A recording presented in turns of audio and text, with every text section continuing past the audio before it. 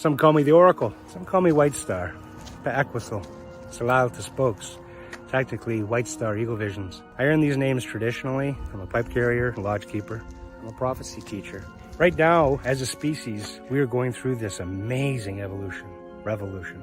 And you're a part of it. You know, way back in 2012 when nothing happened, so much happened. But they forgot to tell you. They forgot to show you. I'm sure you recognize the whole world is in a real interesting place right now. And the prophecies are clear that the past is coming to an end, is being dismantled as gently as possible, but definitively being dismantled. And you, as a human, are becoming so much more than you used to be. New chakras, frequencies, new energies, new awareness, new science. You want to keep up? Come hang out with me once a week. We're going to talk about some really interesting stuff. Weird is the new sexy, they tell me. So come on, let's get weird together. Attack ice. See you soon.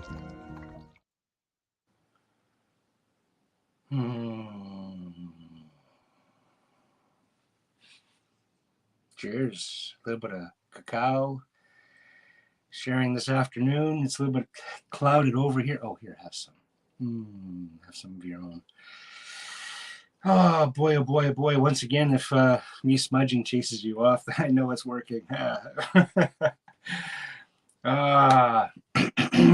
Hello from West Coast Canada. Coast Salish Territories is where I'm anchored into here. Very, very, very, very interesting times we're living in. You know, top of the hour, I want to address that, you know, eclipse. Very interesting. What's so interesting about the eclipse, and of course, like so many others, I'm doing some more homework these days, but what actually drew my attention to it originally was the fact that I'm a bit of an amateur astrologist, and I could be way wrong on this one, but if you talk to a little bit more mature and skilled and experienced astrologist, I've actually heard that, and from a variety of them, that sun and the moon and, you know, that situation isn't necessarily supposed to be happening on August 8th. April 8th. There's something kind of screwy with that date itself. What's fascinating to me is that so much of it leans into this Nibiru stuff, right? You know, according to, you know, the world at large and some of the teachings I've received, that Nibiru, as it kind of comes around, you know, as it makes its orbit, you know, is supposed to pass between the moon and the earth, you know. And again, you know, does that mean that we're actually living on a sphere and not this flat earth scenario? And, you know, so I'm sharing this information with you regarding, you know, there's something screwy about it, just to say that there's something screwy about it. And I don't have all the answers. But I will share with you that, you know, at this time, you know, there's also talk of, you know, the they, them, you know, false flag, you know, attacks and turning off, you know, the internets and all the lights for a short time and days of darkness. And there's all this stuff. Now, even if it's not all April 8th, there's a lot of value, I hate to say it, to a lot of the information that is being shared. You know, we got rockets that are being fired up to, you know, connect and potentially pierce the firmament, you know, or are they doing something different? We have CERN firing up, and CERN itself is a Stargate. You know, I've been a firm believer right from the very beginning that CERN was here to issue in Star Nation. You know, they played with the little versions of it, you know, and they even showed us a TV show called, you know, Stargate, that, you know, showed us how they were working with it, and Philadelphia experiment and time travel. And to be honest, I'm no stranger to any of that technology. It's been around for quite some time, and anybody who's actually done that kind of research very quickly stops scoffing about it, you know, and leans in because there's so much there. So fascinating times that we're living in. I just got to share with you that, you know, if this is my last broadcast to you for a while, you know, stay safe, find your tribe, find your water. Don't freak out. Literally just live in the now, live in the moment. And as long as you're safe and you're, you know, surrounded by what you seem to be safe conditions, be happy with that, lean into that. And if you're not, you know, I hope you had kind of a plan. People don't plan to fail, they fail to plan, right? You know, for sure. And I'm not trying to plant any seeds of paranoia or plant any and hype up any fear in any way, shape, or form. But very clearly, this year is going to be a big year, you know, for an ending, a transition, a new beginning. This is the year it's supposed to, this is the year, this is the Super Bowl for us humans, basically. And so I'm actually very excited about it. I mean, can you tell? Yeah, I'm very excited about it. I'm also very excited about the guests that I have coming on tonight, coming on today. Jolene and I have known each other for way too long already. She knew me before I had silver in my whiskers even. And not just Jolene, but her family. I've really kind of, we don't talk every day, but there's a bond, there's a connection that's there, Well, just between you and me, her dad was the one who taught me how to properly eat a beaver. Yeah, really. No, you can't just rush into these things, okay? You can't, first you got, the hair, it gets out of, you have to prepare it right. And then you go in for it. And, beaver has such a unique flavor to it. It just does. You'll never forget it. And yeah, I know where some of you are thinking, but I'm actually talking about beaver, in a sacred way. And yes, I was having fun with it, of course, but because I like to, the sacred, and of course, happiness is something that is no stranger to Jolene and her family. She's coming to us from White Court, or White something, White Horse, way north even from me. And I've known her for quite some time, nothing but respect for her and who she is and where she comes from. And I firmly believe that where she's going is also, pretty important. And so without further ado, I'd like you to introduce you to one of my very good friends, Jolene. Carrie, if you could let her in from the back room, that would be amazing. And Jolene, so happy to see you. Welcome Thank you. Welcome to my show, everybody. This is Jolene, such an amazing friend of mine. So where are you coming from? Whitehorse, is that right? So I'm in Whitehorse. I'm actually here for a conference. They're having a birth working parent kind of conference, and so it looks at a family at like a holistic level. And so we were invited here. So yeah. So when you talk about birthing, like, is this like, we're talking about paternity, like maternity? Yeah. So like, I'm a doula. I've assisted and helped in about 19 births. I've given birth to 4 of my own kids. Now they're all kind of grown up. My youngest is 13. My oldest is 19. And I've really enjoyed my role as that mother. And, I've always known that, okay, once that journey starts, everything that, I did for entertainment or fun can no longer be like, I have to step into the role fully and wholly, right? Mm-hmm. And so for me, it was just, it was a no-brainer. I was raised with parents that, really instilled great values and teachings and beauty around me. I was very fortunate enough. I've met them, and you don't lie. That's how they are. It's not even who they are, it's how they are. Like they just show up, right? And that's so amazing, right? It honestly, goodness, Paul, reminds me of what my kids must feel sitting around my kitchen table too, right? It's trials and tribulations like every family, and oh my goodness, but you wouldn't want it any other way, right? And everyone. I can pick on my little sister, but you better not, kind of like. Yeah.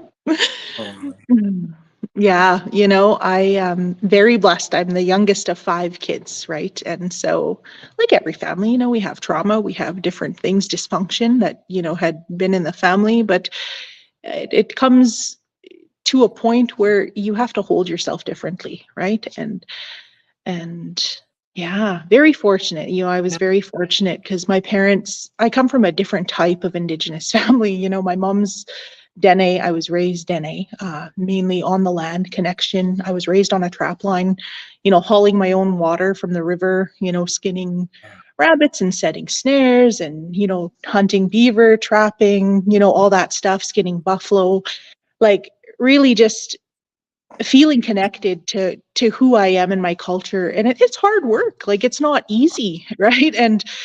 And so growing up on the trap line, I didn't know any other way, right? And then I was 9 years old when I moved to Saskatoon, and I got a glimpse of a whole other life, and that was like the Cree culture because my mom went there for social work.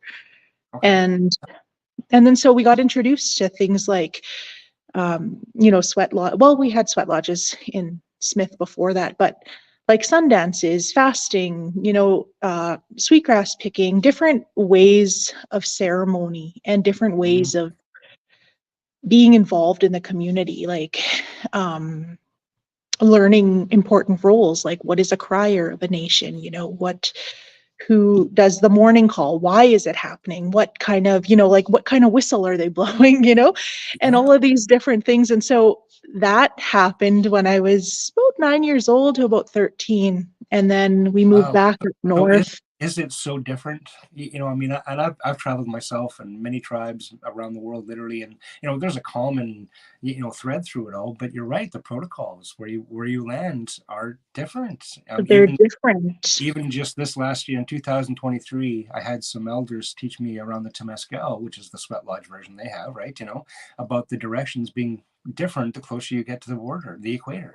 And that was really big for me because I argued with plenty that no, these are the directions. This is how the medicine wheel goes, right? And yet, oh, well, thank you for taking the time to actually share that because now that makes sense to me, right? Why it is different in different places. And so that's powerful, actually, totally. Yeah. Huh. So are they so different, like from the north to? So, it's funny, like I was raised the way I was raised on the trap line. So my connection to land was very instilled, like You we kind of have flew out. you kind of have the same religion as a tree, right? Just like me, right? So yeah, yeah, Yeah. like we're But involved in our environment and it wasn't something that it was like ceremonial. We just kind of like we were intentional about, picking that berry, picking up that rock. If we're going to take that rock home, if we're going to harvest wood, like we'd lay tobacco down, we would acknowledge, what we're doing, what we're taking, and then if it's the right season to take, And so like there was so many different teachings behind these things that I learned as a kid, and then going into Cree territory in Saskatoon, it was a whole ceremony within ceremony because there was customs that you're expected to know and to do and to present before doing these things, right? And so it was just a nice and very different because like now when I'm older and they ask like, well, what kind of culture is the Dene people?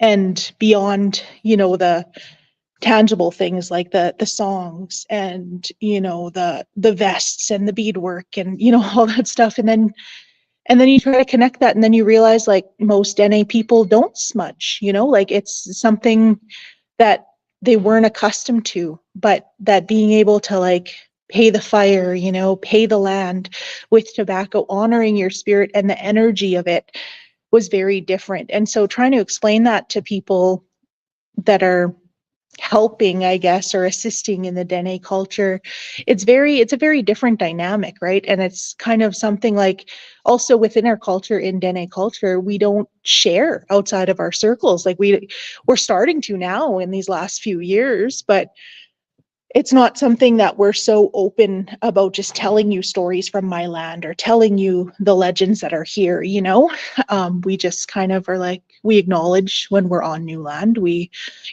take the time to what is that called, like to just be and to be a guest, on other people's land, but we don't try to take over, right? And so it's a very, I don't know, it's just kind of very different. And then with Cree, there's so much to the culture. Like I've been now in Cree territory, Treaty 6 territory. I've been there since 2015. I bought a house, and there's just so much beauty there too, like you're involved in ceremony and all the time, like you're going to sharing circles, pipe ceremony, round dances, powwows, just so many different things, right? And full moon ceremony, and you're just, it's such a different vibe as opposed to, looking It is at too. how you're raised. Yeah, yeah. I completely understand that. Like, see, my of course relationship started young with the Indigenous. Um, I was born into Enoch Cree country, which is right in where you were talking about there, right? Which is Devon, I guess, in the white man's map, right? Oh, yeah. you know. And and that's where I received my first 4 years of firekeeper training, was in that country also, when we were living out by Spruce Grove area, still in that territories and stuff. And so boy, I know what you mean about the layers. And I know that with the deepest respect, that everywhere you go, they take these protocols very seriously about being done in a certain way. And I've stubbed my toe so many times myself, right? And then again, I still go to different places. I landed in Hawaii this year, and I was received by the Polynesian teachings and lodge, and purely by surprise. I was looking for, to be honest, a very much more Native American flavor, to show up, and it's not that at all. It's very Yeah. and Mhm. what a treat, to be able to anchor into like, again, the base is the same. You're still got hot rocks, and rocks in Hawaii, oh my god, like here in Canada we have softball size is a good decent size, and any bigger and you're going ooh but literally they got lava rocks, of course, in Hawaii, that they're heating, that there's no way one person's carrying them into the lodge, right? Like they're just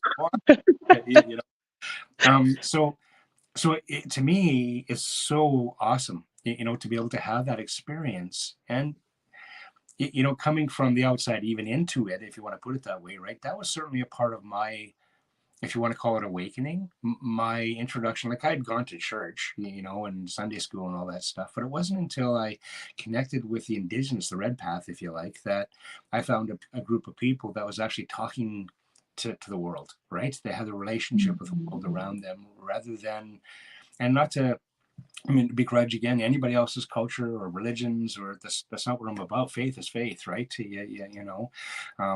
But when it came to the protocols, it's fascinating, because, to be honest, there's, in some ways, I actually personally land much closer to what you described as your form of protocol, which is just to be in communion, right? Rather than necessarily all the fancy smudges and even the feathers and the and I don't mean to begrudge any of that. It's fascinating and it's powerful, and there's reasons for it all, right? For sure. But Mhm. and it's actually interesting, because hearing this from you today, I'm now in a place of where I know I challenged myself, thinking I was just being lazy in some cases, right? By just allowing this communion without actually firing up a protocol, without actually doing something. Mhm. I just had this relationship, and I was being, something that was different, right? Mhm. Without having to pay attention of whether I'm, patting my head and rubbing my belly in the right way. I could just show up completely forward, you know. So I guess my question back to that is, did this transition land? Because I actually really want to hear your awakening story. Like, I know you as a person who's connected. I've known you for a long time. You didn't need me to introduce you to spirit, to the universe, to any of that. Simple as that. Our Oh, relationship different. You use me more as a mirror than you do as a teacher, even, in most cases, for sure. You already know what's supposed to come out of my mouth. And if something comes out different, then you go, well, that's not what I got. And we look at it differently and clearly. And so I honor that relationship in your world. But it's one of the reasons when I put it out there that this month I wanted to talk to people who had these awakenings, who had these experiences, and how did that change their world and their life? And you said, yes, I'm in. And I'm like, oh my God, yes, Jolene, of all people, what's your story? How did that, and it can't be just because you got good, cool parents, it's got to be more right. than that. Well, it's funny, that now that I look at it, I'm like, wow, I had a really good foundation. I had a unique foundation. And so that's what I take away from that experience. Um, honestly, you say that you're not the one that awakened me, but the reality is, David, you did. And I remember the very first time I asked you to do a reading with me, you were just some guy that other friends knew, a friend of a friend knew. And I was like, yeah, okay, like some white guy that does readings, I just kind of left it. And then later on, I was sitting there and they were still talking about you in this on the couch there. And I was sitting on a different couch in kind of another room. And I heard, get him to read you. And I was like, no, I'm good. So I fought with that for about 5 minutes. And then I heard, get his phone number. And so I was like, okay, Rochelle, like, or Ranchelle, like, can I get your phone number? And so she connected us on Facebook, and that's how we had connected for the very We first met reading. Michelle. Oh my goodness. Yes, because I met through Ranchelle through Candace Smiley.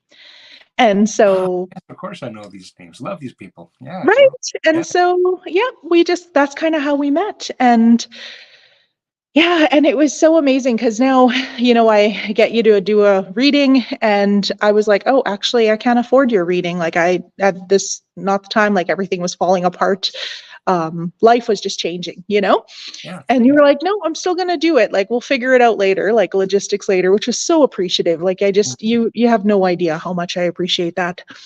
And and then you were walking up my stairs, and I remember this so vividly. You were walking up my stairs, and you were looking down, and you were just kind of like getting in the zone.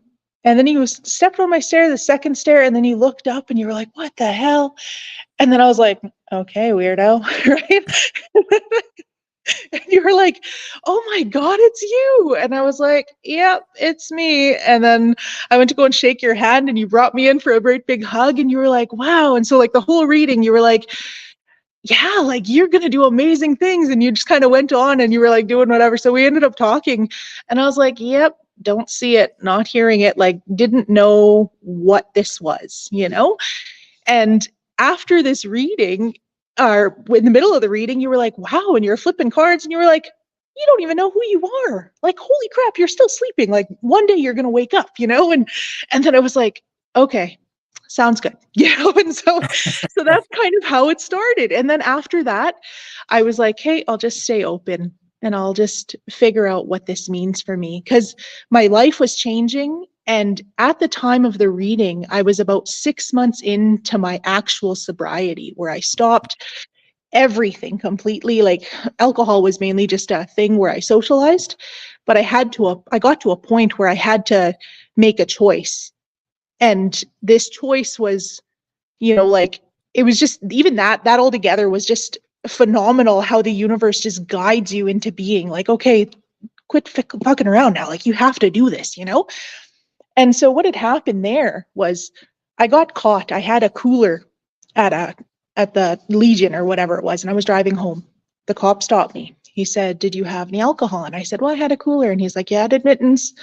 Let's do um, Breathalyzer. whatever, the breathalyzer test." And so I said, "Okay." And now when I was sitting in the back there, I realized, no, I'm drunk. Like, I'm really drunk. I probably won't pass this test. And then I blew in it, and I didn't blow long enough. The second time I blew in it, didn't blow strong enough. And then he said, "I'm going to give you this test." He said, "But if you fail to do it correctly, that's it. DUI. Like, you're done. Your vehicle gets towed. It's a whole other process." And I was like, "Can you just give me a minute?" I said. And I was sitting there, and I was already in the back of the paddy wagon. that, Yeah, good times, and that means the I was, back of the police van for yeah. non-Canadians. Yeah, and and I was staring up to the stars, and I was like, "Hey, creator, like, I really messed up this time. And I really got to this place where I was like praying, and I was like, yeah, this is it. Like, how stupid. What are you doing? And I was like, okay, if you get me out of this, creator, I promise never again. Like, I understand I'm getting to the point where I'm like losing myself. mm. And so I prayed, and it was just like in that moment where I made this promise to myself and the creator, and then it was like this whole energy shift, and then it was like an instant, like, oh, something happened there. And then I was able to do it, and I passed by 0.4%. Huh. The RCMP was pissed No, off, no. like, "Park your goddamn vehicle, you're gonna get a tow truck, blah blah blah, or somebody's got to pick you up, but if I see you on the road, Jolene, this is it." And I was like, okay. And so that was that. He went my way, or his way, I went my way. um Moment of truth. And so anyway, that's kind of how the story went. Well, Now, what's interesting here, and I want to just add to this flavor just a little bit, right? Because this is actually important.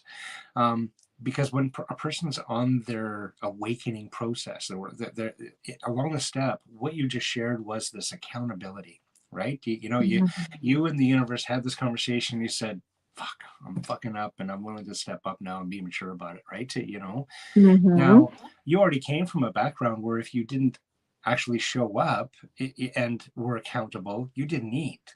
right? You came from a background in the world where, trapping and the fishing and the, you're putting in equal amount of hours to stay alive as somebody who's using money to go buy the food somewhere else. You're not, if anybody thinks the dream is to live off grid and you can all of a sudden have all this hammock time in your hands, that's not Oh how. yeah, You're still dysentery is a real thing. yeah, you're still putting in the time, and there is no Uber, eats, right? Dropping off Yeah. a fresh moose for you, right? And so you already knew responsibility, you already knew accountability, and yet this has a different flavor on it, doesn't it? Right? Yeah, but the reality of it was that when I look back at it, and this is very important, this is why I tell this story, is because I was guided. I had little inklings and little nudges along the way. You like spiritually, something was like, hey, shut up now, smarten up, like quit doing this. But I was like, meh, whatever. And I lived my life. And then I got to that point where I was like, rock in a hard place, realistically, what are you going to do now? And then I'm like, okay. And then, so when I had met you, it was 6 months after this sobriety. And then after I met you and you were like talking about how great I was and all this stuff, and oh my God, you don't even know who you are.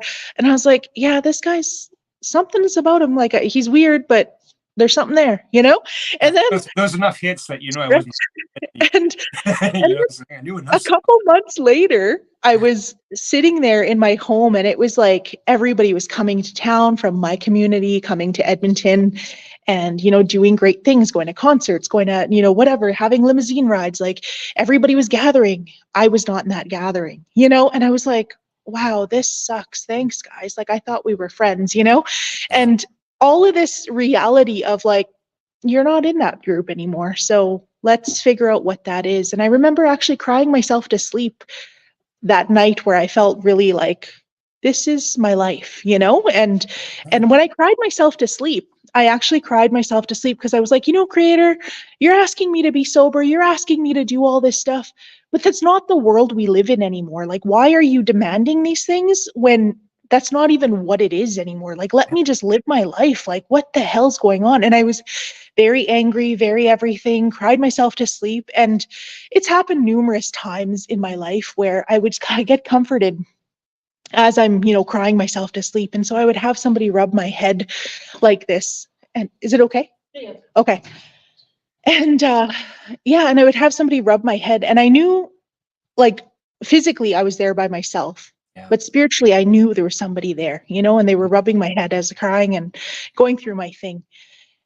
And I heard, just be patient, just be patient. It'll come. It'll come. And then that night when I slept and I woke up, I realized, wow, I'm dreaming in colors I never knew before. Never like seen, never nothing. And then I was like, okay, I'll just give it time. And then I started my fitness journey where I was like, okay, I'm anxious. I have to move. I have to do something. Nothing I can control in my life. I have to move my body in a way that I feel like I'm doing something. So I started running every day for 40 minutes. I was weightlifting. I was training my back. I was, trying to tone myself. And in that process, I realized I was also working on my childhood trauma. I was working on these things and these dysfunctions and this whole category of life that was never okay with me. And then it was demanding me to show up differently and to ask differently and to be different.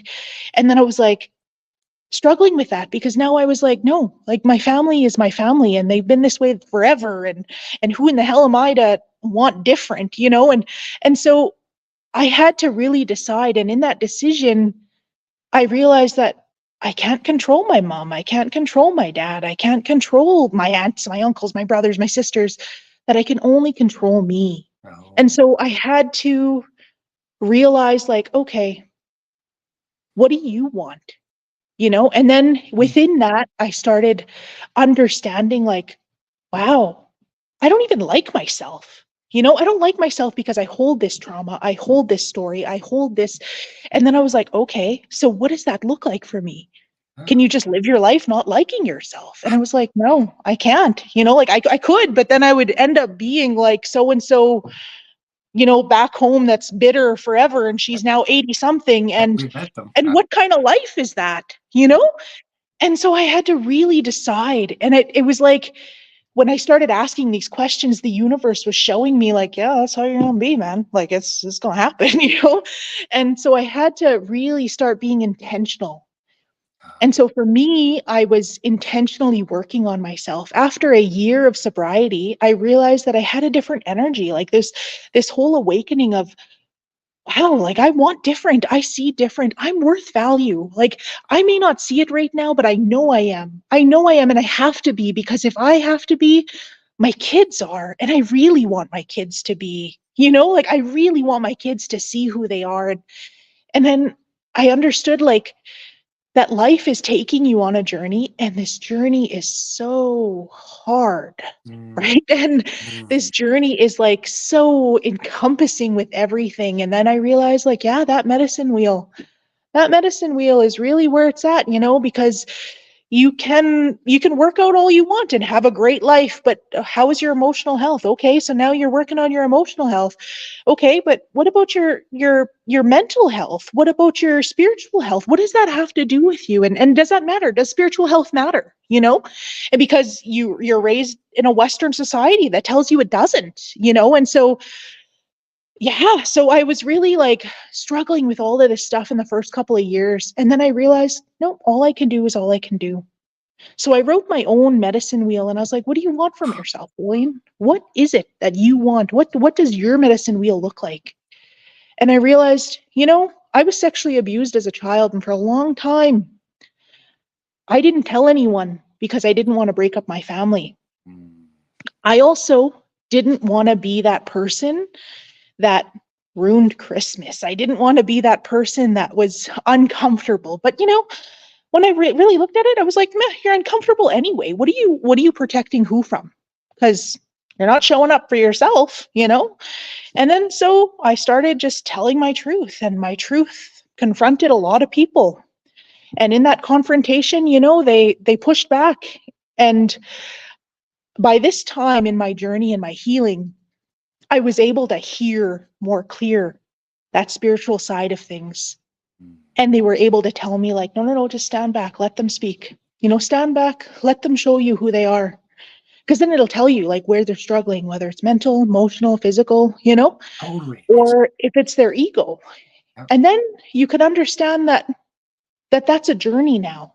That's not them, that they're projecting their Wow. insecurity on you, and they want you to hold it, and then they want you to either just fix it or just let me go. But I'm like, no, no, no, like I'm not doing that anymore. So I have to show up differently. You have to show up differently. And if we want to keep showing up together, this is how we're walking now. Because if we're not walking It's like this, such a powerful teaching, Jolene, to love the person. You can hate the habits, you can hate the behavior, but you can love the person. This is such a big teaching that I find you hit the nail on the head. That's a huge, huge, huge, huge, huge. We've all carrying these traumas. We're all in these places where people hurt us all day long, right? And sometimes they mean to. Yeah, not even. and that's another thing, right? Yep. Like sometimes they mean to. And Yeah. so understanding like, oh, okay, in this relationship, I worked really hard for you to love me, for you to value Yeah. me, for you to see who I am. But it's good for a couple days, or it's good for a week or a month or a year. And then it's all of a sudden you jab me again. Like you just stab me, just to stab me, just because you're up here and I'm down here. And then I realized I don't like that. And I don't want to work with your relationship anymore. I don't want to work for your friendship. I don't want to have to work to be that niece to an auntie that doesn't love herself. And how in the hell can she love me? And so I had to value myself enough to know that I got to move differently. And so when I valued myself in that manner, I remember crying and praying, and I'm like, man, like if this auntie dies tomorrow, would you go see her, Jolene?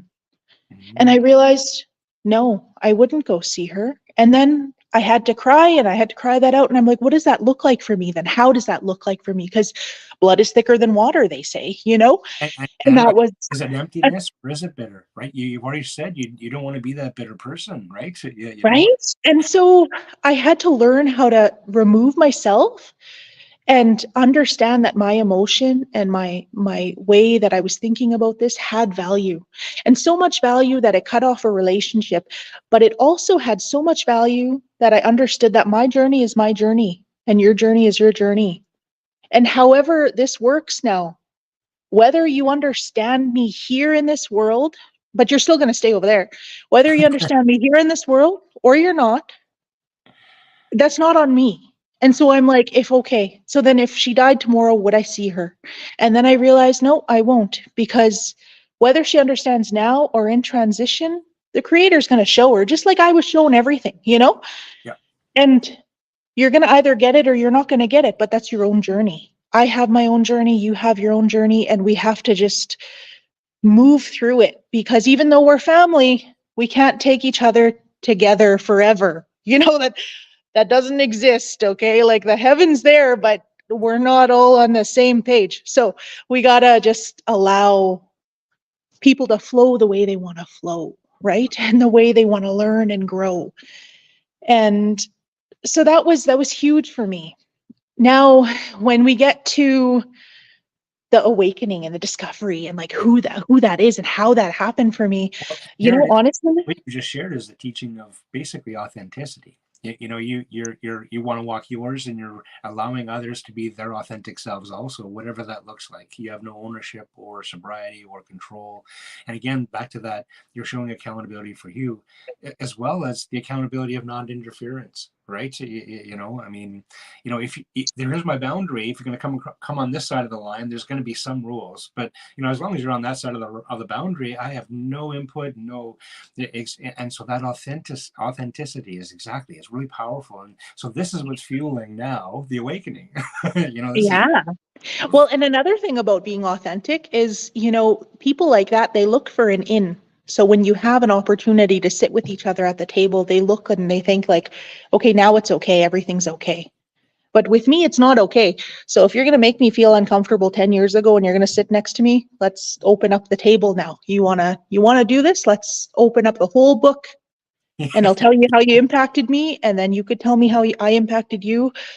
But at the end, if there's nothing there, there's nothing there. Yeah. But you can't come back 20 years later and think that it's just good, because it's not good. And this dysfunction's got to stop somewhere. And the medicine just gets worse and worse the older it rots, right? Yeah, it really does. And mentally, like, if you can't handle life, the layers of that life puts on you, it gets ugly, and the layers are unstoppable. It's going to happen. We're going to lose people. We're going to find ourselves where push comes to shove and we're sitting there with nothing but ashes, but we have to learn how to just be okay with those ashes, And so, life is that journey. It is that experience. And so now that I'm getting to this point, I realize like, okay, this is it, and we don't just arrive and, oh, so great, because that's never going to happen.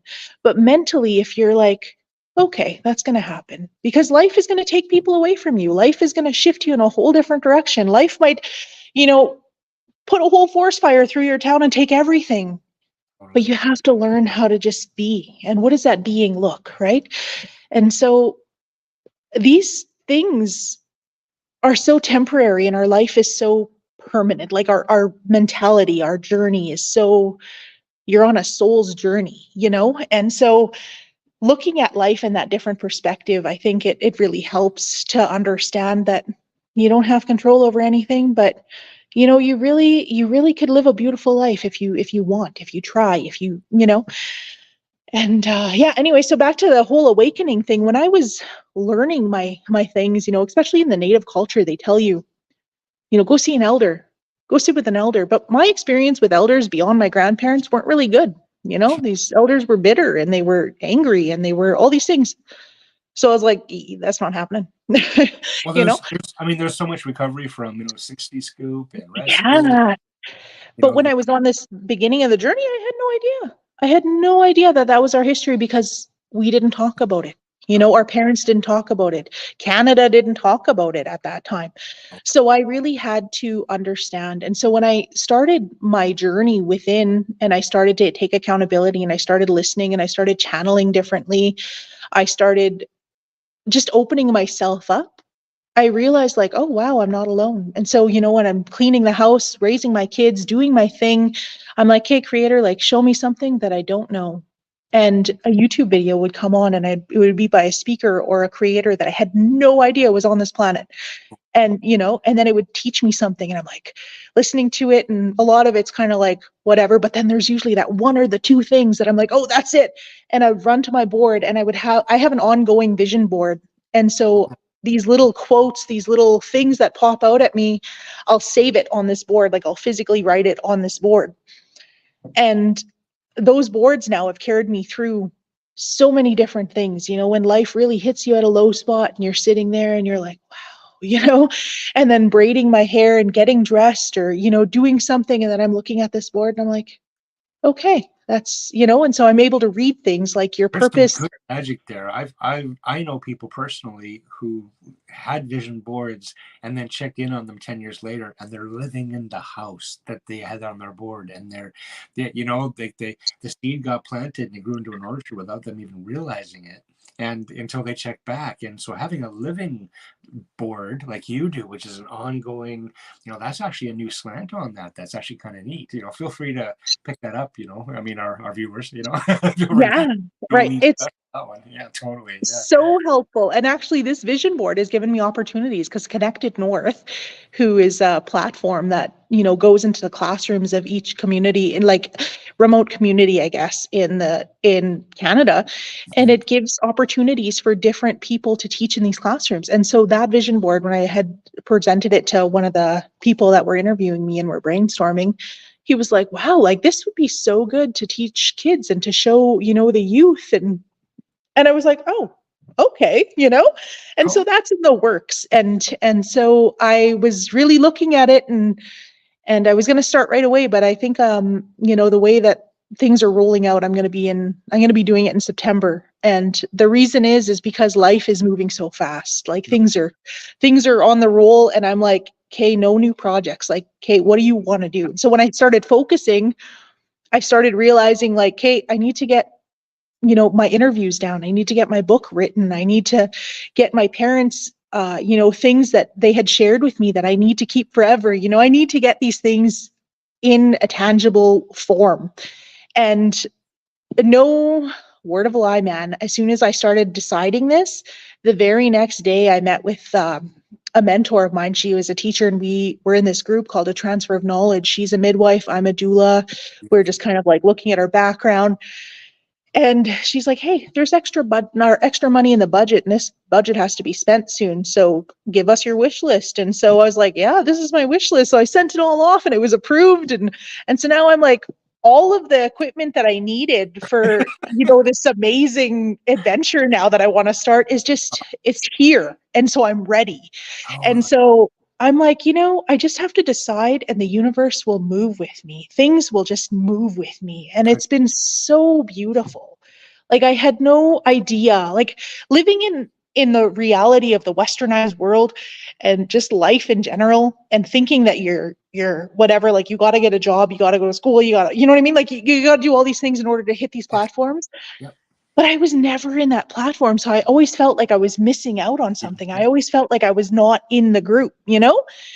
But once I found my own group, which is myself, and then I started really trusting what that was, or how that looks for me, I realized, like, wow, I am so not alone, and people and things just come into my path. Like, it's just amazing, the manifestations that can happen when you just start living in an aligned life, where you're like, oh, like, I had no idea, and for a long time I was sitting there confused. And I remember, actually, I studied neuroscience. I studied like different speakers and, scientists and stuff. I followed them, and I listened to their message repeatedly till it clicked, and I was like, that's what's wrong with me. And then I understood that life really is a journey, and that your brain goes through phases of awareness, and that your phases of awareness are not actually fully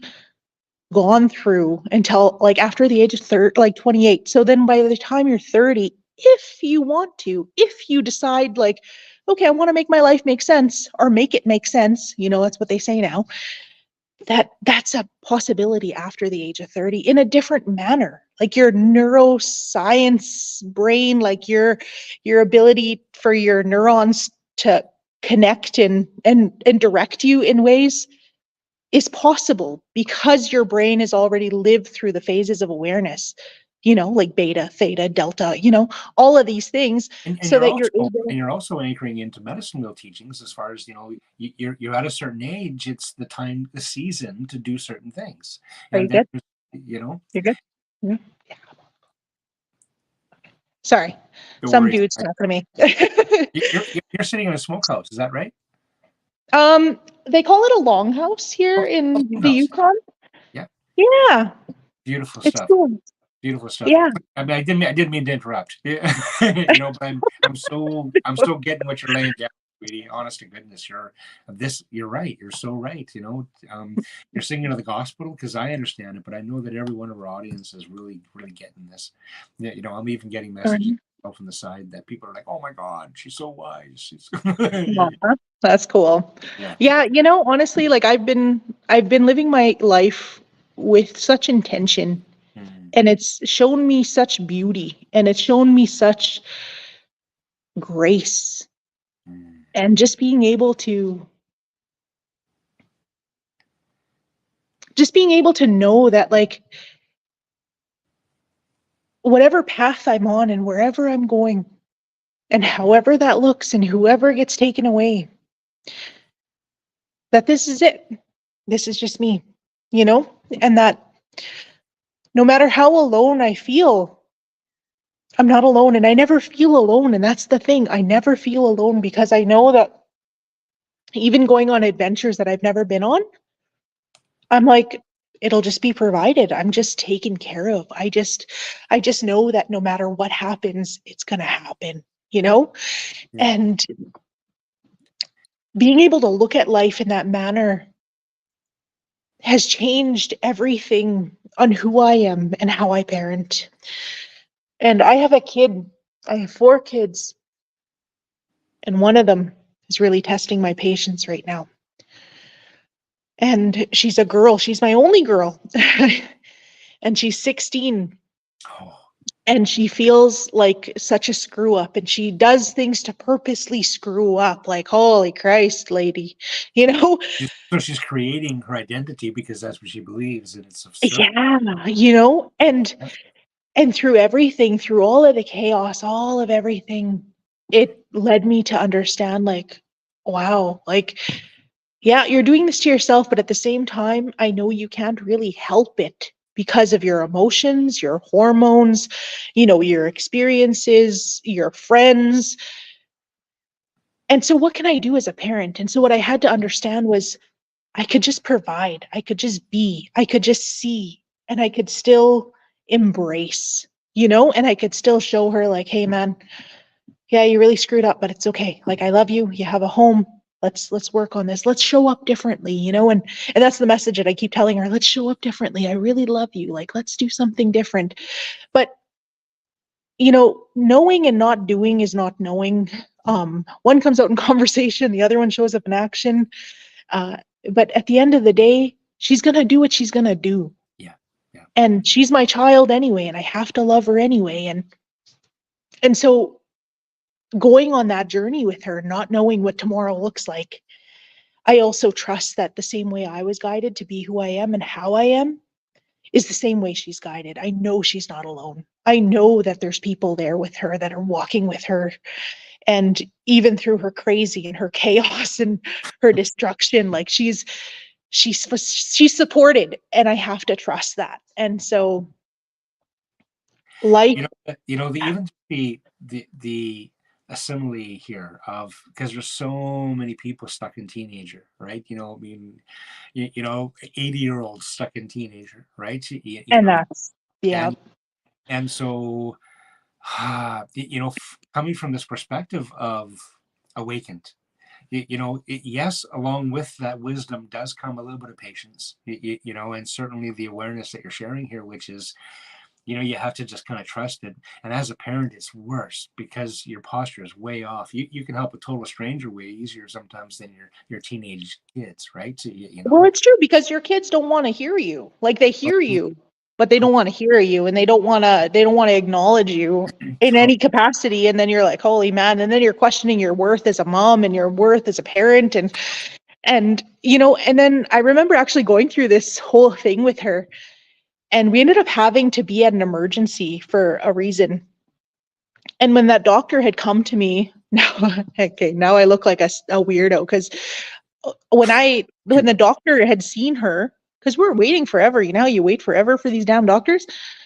When the doctor had seen her, I was no longer around to be found because I decided, oh, my phone's dying, so I'm gonna go home and get my charger. We'll hang out for a bit. Like I need my charger because I have other kids at home. Yeah, of course. Right. Yeah. So now I look like a parent that's not there. And so I was like, great, I'm Indigenous and I'm a parent that's not there while my kid's in emerge. And then, so the doctor sees her, social workers see her, and I'm just like, great. So now I'm coming in and this doctor's seeing me and he's just like, are you Jolene Hardesty? And I'm like, yeah, why? And then he brings me to a whole other separate part of the hospital and he's like, can you tell me why you're here? And I was like, okay, well, I don't really know why I'm here. So then I go off and I just show up as I am. Like, this is what happened. This was the incident. This is how things happen. This is what I've been struggling with her. I've been really trying. Life is hard. Like, I'm really different in my parenting, and kind of just talking about who I am. Yeah.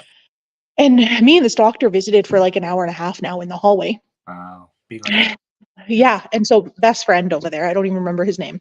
And, and so at the end of this whole conversation, he looks at me and he said, I want to just tell you, he said, you are a breath of fresh air. He said, to see somebody Indigenous and a mother, and, even though you're here in the middle of the night and things are not as you planned and life is what it is, he was like, you think, he said, that your daughter's not listening to you and that your daughter is not absorbing what you're saying. He's like, but however, when I talked to her, he said, before I talked to you, I heard so much of who you are in her words. And she has accountability and she has the awareness and that's never something I would have known had that doctor not said that to me, because me and my daughter's relationship is very rigid at this age of 16, Totally.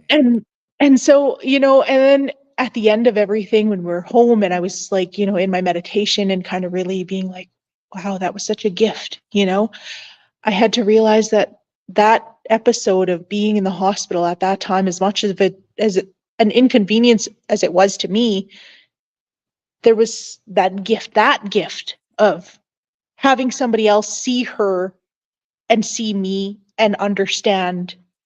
And I'm like, okay, we're on the right track here. And we just got to keep showing up in that manner, And so, and then, coaching, because we have a very difficult child now, and then we have 3 little boys who, well, one's older than her and then 2 younger ones. And they have questions because, when your sibling is being a little arse, like how do you navigate that? And then what kind of questions do you ask? And is it safe to ask questions? And I run a very transparent home. So, when my daughter does something and my kids are like, what happened? I'll just tell them what happened without trying to sugarcoat it, without trying to whatever.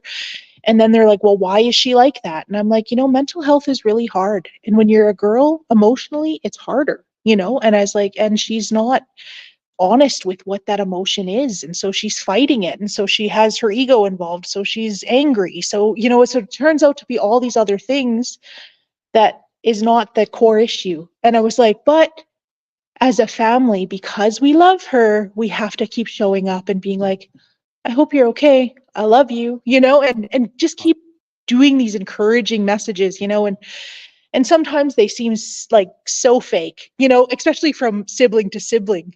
But at the end of the day, it means something, like the value there and the being able to just show up in your house knowing that, yeah, I messed up yesterday, but it's okay because this is my safe space. My family loves me, And so, yeah, anyway, trial and error, we're trying.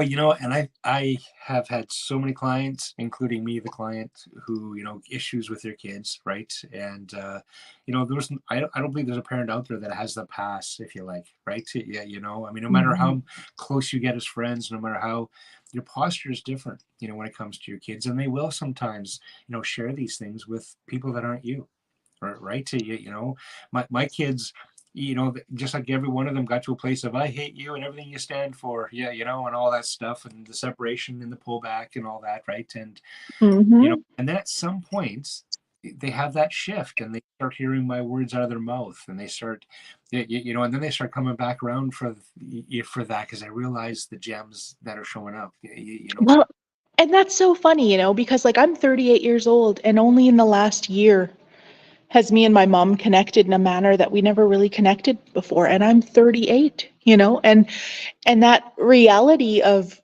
connection, I had to understand and I had to go through the process of life and acknowledge what that process was Totally. in order to be at a place where I understand, like, oh, okay. Like my mom still struggles in so many areas because she is from a past that's horrific. And I could not imagine when I really look at the reality of what it is, um, when I really look at the reality of what life brought us through and how things developed over time and generationally and, politically and everything, I never would have been able to do what my mom did. I would never been able to go to residential school and survive. I would have never have been able to be, ostracized and belittled and dehumanized and everything that my mom has went through and still survived. And Oh, because of how this happened, I was able to have a life that I did. And when my mom raised me, she raised me with silence. And I remember having her decide whether she was going to yell at us, spank us, or say nothing. She said nothing.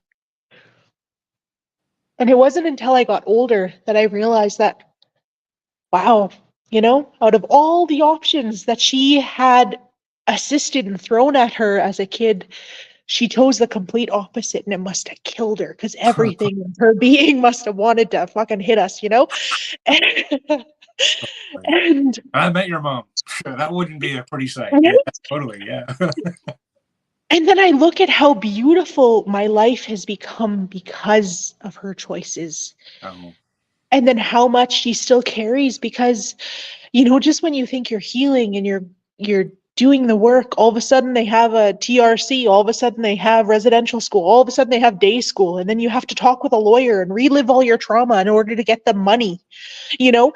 And then you're like, wow. And then so it sets you back all these little things. And then I'm like, wow, like I couldn't do it.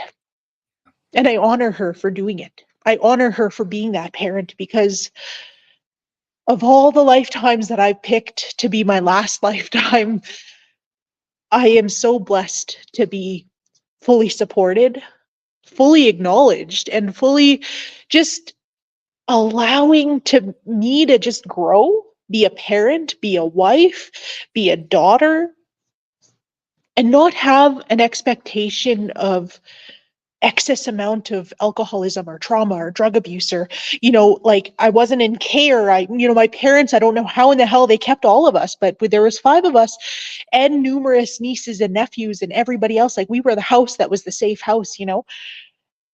And social workers that knock on your door and want to take your kids away and like all of these different things just for being brown, just for being who you are, like and then knowing that when I was a parent, understanding all of this stuff, that the generational bullshit is still there. and and then just knowing that, yeah, that's the trauma that we have, that's the history that we have, but we are not these people, that we could grow this way, and we are going to grow this way, and we have to grow this way, and holding that level of awareness and responsibility and accountability, and then being able to just be humble and understand, like, you have to know your history, you have to, because before people even know your name, you're just an Indian. Yeah. You know what I mean? Like, Yeah. that's who you are. Yeah. And so And when their version of what that is, yeah, right? and their version of what that is, because Yeah. some Yeah. people are raised and they're raised with people that are from, a reserve that they never go to, but they kind of talk about it every once in a while. Other people are raised with in a community where there's just the only natives they have are alcoholics and on the street.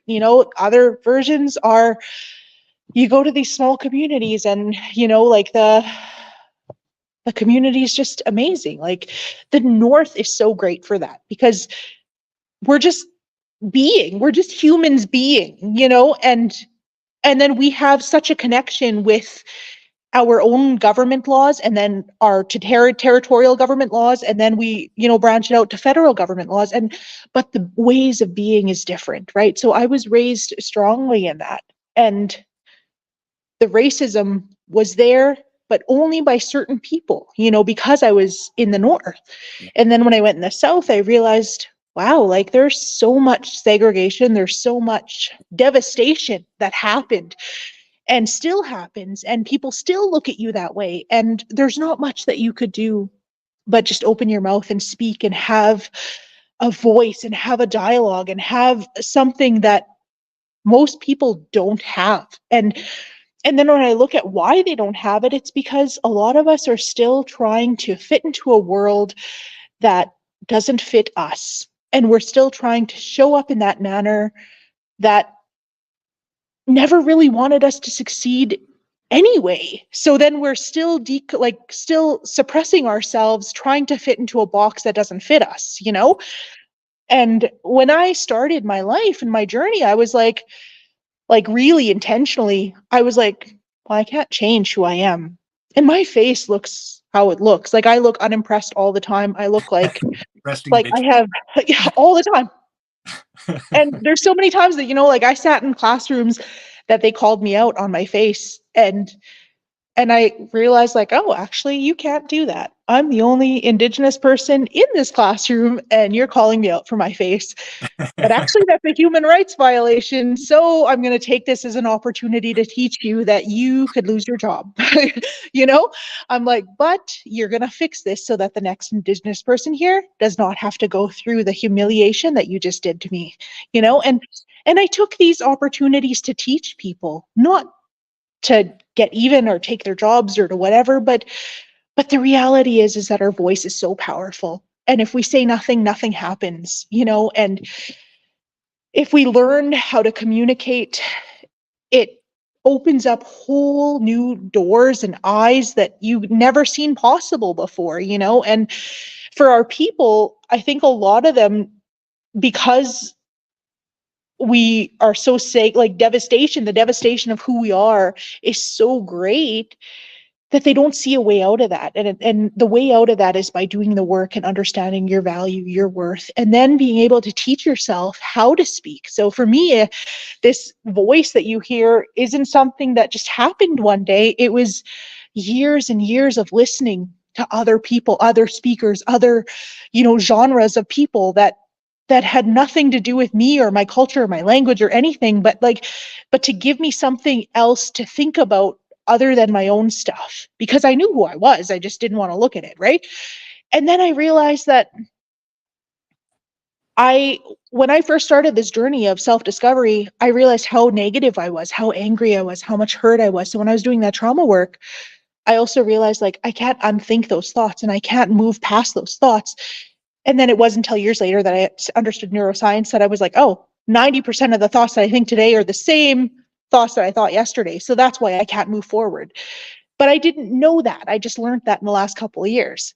So I had to really work at like creating a new pattern of thought in my brain. And so for 2 years, 2.5 years about, when I first started this journey, I listened to things that were not me, whether it was audible books, motivational speakers, Cree speakers, just something that was not me, that my brain was able to repeat and work with. And one of the things that helped me, actually, one of the books that really, really awakened me, and I studied, and I studied it for like 11 months straight, day in, day out. every day, every night, in the car, in the shower, washing dishes, driving my kids to school, sleeping, everything. This book was on, and it was called Wishes Fulfilled by Dr. Wayne Dyer. Ah, And I studied this book and I was so excited. And when I fully grasped it after the 11th month, and everyday things popped out at me, and I was like, oh, wow.